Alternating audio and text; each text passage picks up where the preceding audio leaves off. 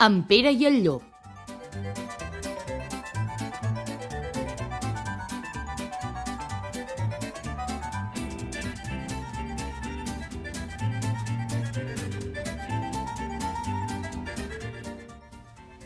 En un poble de muntanya, no gaire lluny d'aquí, hi vivia un nen que es deia Pere.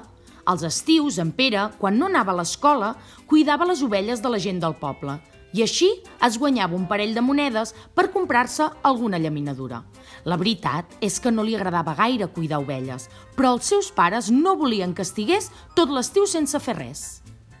Cada matí, a en Pere li sonava el despertador, es vestia, passava a recollir les ovelles del poble i pujava amb elles al prat a que mengessin herba fresca.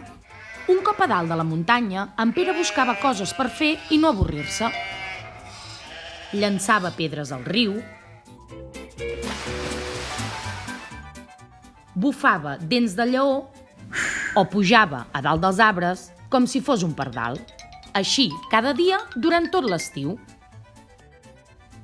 Un matí, avorrit de fer sempre el mateix, va pensar que seria divertit fer una broma a la gent del poble i, sense pensar-s'ho gaire, va començar a cridar: «Socors, que ve el llop! Es menjarà les ovelles! Auxili! Ajuda!» Al sentir-ho, tot el poble va córrer a ajudar en Pere, però quan van arribar, se'l van trobar sentat en una pedra rient sense parar. No entenien res. La gent del poble es va enfadar molt. No els hi va fer cap mena de gràcia aquella broma i van tornar cap al poble. A en Pere li va semblar una broma divertidíssima, així que cada dia, a mig matí, cridava: «Auxili! Socors! Que ve el llop!» La gent del poble, al sentir-lo, sempre anaven a ajudar-lo, fins que un dia, cansats de les bromes pesades d'en Pere, van decidir que no li farien més cas, que no se'l creien més.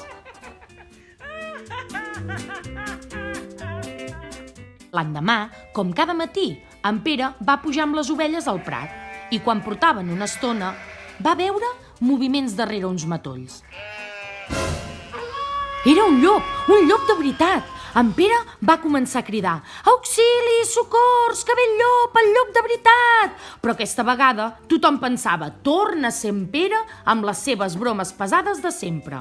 Però tant el van sentir cridar que la gent del poble va decidir pujar per última vegada a veure què passava.